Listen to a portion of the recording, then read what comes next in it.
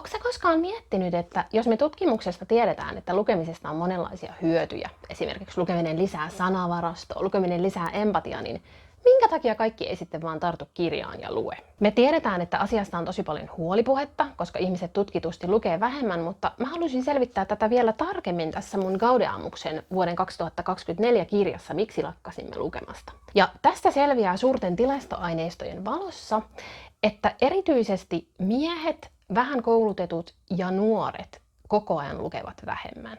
Itse asiassa digilukeminen ei tätä selitä, eli äänikirjojen lukijat on luultavasti samoja ihmisiä, jotka jo lukee fyysisiä kirjoja. Kun mä vielä haastattelin näitä hyvin vähän lukevia ihmisiä, niin aika monella oli tämmöinen uhmakas suhde lukemiseen, eli nähtiin, että lukeminen ei ole minun kaltaisia ihmisiä varten, lukeminen on elitististä.